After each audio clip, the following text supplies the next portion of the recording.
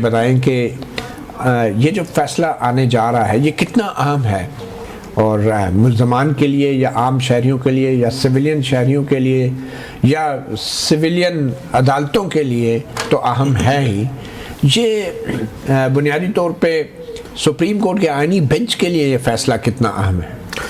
بہت اہمیت کا حامل ہے یہ فیصلہ۔ اس میں 23 اکتوبر 2023 کو جو فیصلہ آیا تھا اس کے خلاف اپیلیں ہیں، اور یہ بھی ہمیں ذہن میں رکھنا ہوگا کہ سپریم کورٹ کے اس فیصلے پر عمل نہیں ہوا تھا جو 23 اکتوبر 2023 کو آیا تھا، پھر دسمبر میں اپیلیں، اور اس فیصلے میں کہا گیا تھا کہ ان ملزمان کو رہا کیا جائے یا سویلین کی کسٹڈی میں دیا جائے اور سویلین کورٹس میں، اینٹی ٹیررزم کورٹس میں ان کے مقدمات چلائے جائیں، لیکن اس پر کبھی عمل نہیں ہوا، اور اسی سپریم کورٹ نے اپنے ہی اس فیصلے پہ عمل درآمد روک دیا تھا اور حکومت کو سٹے دے دیا۔ اور دسمبر 2023 میں جب اپیلیں آئیں تو اس وقت کا بینچ نے یہ پوچھنا بھی گوارا نہیں کیا کہ آپ نے اس پر عمل کیا ہے یا نہیں کیا، بلکہ اس کو جو ہے وہ سسپینڈ کر دیا، اور اس کے بعد سے لے کر اب تک تقریباً 1.5 سال ہو گیا ہے یہ معاملہ جو ہے وہ سپریم کورٹ کے سامنے تھا۔ اب اس کی اہمیت بہت زیادہ ہے، ایک تو سیویلین سائڈ پہ کہ سیویلینز کے ٹرائل ہو سکتے ہیں یا نہیں ہو سکتے، ایک فیوچر کے لیے بھی تعین ہو جائے گا کہ ٹرائل ہونے ہیں یا ہو سکتے ہیں یا نہیں ہو سکتے۔ دوسرا، اگر سپریم کورٹ آف پاکستان یہ کہتی ہے کہ سیویلینز کے ٹرائلز ہو سکتے ہیں، تو پھر میں یہ سمجھتا ہوں کہ جو ایک آرگومنٹس بھی آتے رہے ہیں کہ جو اینٹی ٹیررزم کورٹس ہیں، یہ اسپیشل لا 97 میں جو بنایا گیا تھا، تو ان کو امپاور کرنے کی بجائے ان پر جو ہے وہ عدم اعتماد ہوگا، سیویلینز کورٹس پر میں سمجھتا ہوں کہ عدم اعتماد ہوگا کہ وہ کام نہیں کر سکتی جو ملٹری کورٹس کر سکتی ہیں، حالانکہ ایسا ہے نہیں ہے۔ تو اس لحاظ سے یہ بہت اہمیت کا حامل ہے یہ اس میں فیصلہ۔ پھر جو 9 مئی کیونکہ اس کے ساتھ لنک ہے، 104 لوگ آئے تھے، 40 لوگ رہا ہو چکے ہیں، میرا خیال ہے ان کی حد تک تو معاملہ پاسٹ اینڈ کلوز ٹرانزیکشن وہی ہوگا، لیکن 65 ابھی بھی ملٹری سے ان کو سزائیں ہوئی، اور اس کے بعد وہ ابھی جو سیویلین ہیں، جیلیں ہیں، وہاں پہ ہیں، وہ کورٹ آف اپیل میں ہے ملٹری کورٹس میں۔ اچھا، یہ جو فیصلہ ہے اگر تو اس میں سپریم کورٹ ان کی اپیل منظور کر لیتی ہے، پھر تو ان کا کورٹ آف اپیل میں ہی اور وہی پروسیجر سارا ہوگا۔ اگر سپریم کورٹ کہتی ہے کہ یہ ملٹری کورٹس میں درست نہیں ہے، سیویلین کے ٹرائلز نہیں ہو سکتے، تو پھر ان 65 کا فیٹ بھی سپریم کورٹ کو بتانا ہوگا کہ اب ان کا کیا ہے، مطلب 2 سال تو وہ سزائیں بھی کاٹ چکے ہیں اور ان کو سزائیں ہوئی بھی ہیں، کورٹ آف اپیل میں معاملہ چل رہا ہے، اس کا سٹیٹس کیا ہوگا، کیا ان کو فوری رہا کر دیا جائے گا اور سیویلینز کورٹس میں یا اینٹی ٹیررزم کورٹس میں ٹرائلز کے لیے دوبارہ بھیجا جائے گا یا اس کو کلوز کر دیا جائے گا؟ یہ وہ سوالات ہیں جن سب کے جوابات سپریم کورٹ کو اپنے اس فیصلے میں دینے ہوں گے۔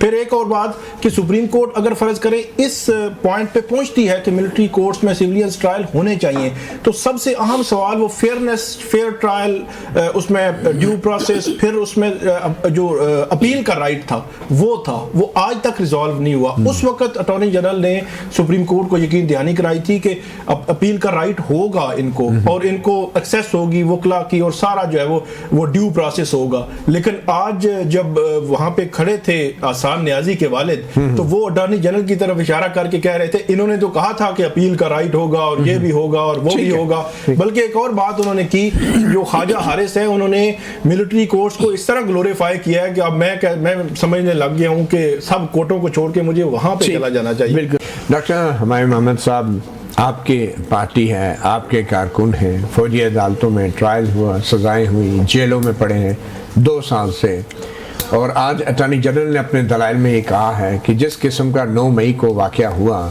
اس طرح کا رد عمل تو بھٹو کی پھانسی پہ پیپلز پارٹی نے کبھی نہیں دیا تھا، اور MRD کی موومنٹ چل رہی تھی، جنرل ضیاء الحق کے دور میں کبھی فوجی تنصیبات پہ حملے نہیں ہوئے۔ تو آپ اٹارنی جنرل کے اس استدلال کے حوالے سے کیا کہیں گے؟ بسم اللہ الرحمن الرحیم، ایاک نعبد و ایاک نستعین۔ دیکھیں، میں نہیں سمجھتا کہ اس پہ مجھے کمنٹ کرنا چاہیے، مطلب آئی تھنک وہ بیسیکلی یہ بتانا چاہ رہے ہیں کہ وہ کس حد تک آگے جا رہے ہیں۔ وہ ابھی بات ہو رہی تھی کہ وہ تو شاید وہ پیرزادہ صاحب سے بھی کچھ زیادہ ہی آگے نکل کے جا رہے ہیں۔ خیر اینی وے اس کو چھوڑیں، 2 پیرزادہ تھے، آپ کلیریفائی کر دیں، شریف الدین پیرزادہ یا حفیظ پیرزادہ؟ ٹھیک ہے، خیر اینی وے سب کو پتہ ہے کون سے گئے۔ یعنی دیکھیں بات یہ ہو جاتی ہے، جیسے بھی بات کیا 18 مہینے گزر گئے ہیں، 56 اپیلیں ہوئی ہیں، 56 سوری وہ جو ہیئرنگز ہوئی ہیں، ٹھیک ہے، آئینی بینچ کے سامنے، ہاں جی، آئینی بینچ کے سامنے This is called justice delayed is justice denied. कितने लोगों को क्या क्या हुई है. फिर इसमें है क्या, जब हम मिलिट्री कोर्ट्स की बात करते हैं, मिलिट्री कोर्ट्स में जब हम उसको पढ़ते हैं तो उसमें साफ बताया हुआ है कि किन 4 कैटेगरीज को आप मिलिट्री कोर्ट्स में डाल सकते हैं, उसके अलावा आप किसी को डाल नहीं सकते. चलें, ये तो खैर लीगल आर्गुमेंट है ना, फिर ये तो वायलेशन फैसला ऑफ आर्टिकल 175(3) का भी ये वायलेट करता है. अब अगर at the end of the day अब हमने आ गए हैं कि ये उसकी इंटरप्रिटेशन क्या करेंगे, एक किस्म का ये कॉन्स्टिट्यूशनल कोर्ट है ना. आपके ख्याल में बरी कर देने चाहिए मुल्ज़मान? देखिए, मेरे लिहाज से बरी कर देने की बात नहीं है, मेरे लिहाज से वही जैसे अभी बात हो रही थी, अगर तो आप इसको अपहोल्ड कर दोगे कि नहीं ये मिलिट्री कोर्ट्स में होगा, तो फिर आहिस्ता आहिस्ता ये याद रखिए वो जो डिमार्केशन है between the civilians and military वो खत्म होनी शुरू हो जाएगी. जो लाइन ऑफ कंट्रोल है आइन वो खत्म हो जाएगी. फिर उसके बाद ये आप ये समझ लें कि ये ग्रे एरिया हो जाएगा और इसके अंदर बहुत सारे लोगों को किसी बात भी डाल के कर लेंगे. और ये बड़ा इंपॉर्टेंट पहला स्टेप होगा. ये बिल्कुल उसी तरीके का पहला स्टेप होगा जैसे वो हुआ था ना, नजरिया जरूरत वाला आ गया था. ये भी एक नजरिया जरूरत आ जाएगा. लेकिन आपके लीडर को और आपकी पार्टी को भी तो बड़ा शौक था ना फौजी अदालतों में सिविलियंस के ट्रायल का. ये तो आपके दौर से ही बहुत ज्यादा काम शुरू हुआ. एक मिनट, वो जो था ना, वो जिन लोगों के ऊपर था, ये याद रखें, जब हम कहते हैं टेररिस्ट की बात कर रहे हैं, आपने टेररिस्ट का मतलब ये हो जाता है कि दे आर नोन टेररिस्ट, उनके ऊपर होता है. नंबर 2, उसके ऊपर स्पेशल कॉन्स्टिट्यूशनल अमेंडमेंट आई थी. उसके बाद उसको किया गया था, उसको उस लिहाज से किया था कि इस लिहाज नहीं था कि आप किसी को भी कर सकते हैं. तो ये सारी चीजें फर्क होती है और आपको इसको डिफरेंशिएट करके करना चाहिए. करदार, आप क्या तवक्को कर रही हैं, सुप्रीम कोर्ट को क्या फैसला देना चाहिए? जी बिस्मिल्लाहिर्रहमानिर्रहीम. मतीउल्लाह जान साहब, बहुत शुक्रिया, आपने मुझे इनवाइट किया. देखिए, अब मैं तो बड़ी हैरान होती हूँ इनका वावेला सुन के, और ये जिस तरीके की ये दलाइल दे रहे होते हैं. काश के जो इतना इन्होंने एक जमघटा जमा किया हुआ है लॉयर्स का पीटीआई में, वो जरा बानी साहब को अगर अच्छा मशवरा दे देते, अगर के कॉन्स्टिट्यूशन पढ़ लेते, ऑफिशियल सीक्रेट एक्ट को वो पढ़ लेते, तो शायद वो 9 मई से लोगों को दूर रखते. क्लियरली कॉन्स्टिट्यूशन में आप ऑफिशियल सीक्रेट एक्ट पढ़ें. अगर आप मिलिट्री इंस्टॉलेशंस को टारगेट करेंगे डिलिबरेटली, तो फिर आप का ट्रायल भी मिलिट्री कोर्ट्स में ही होगा.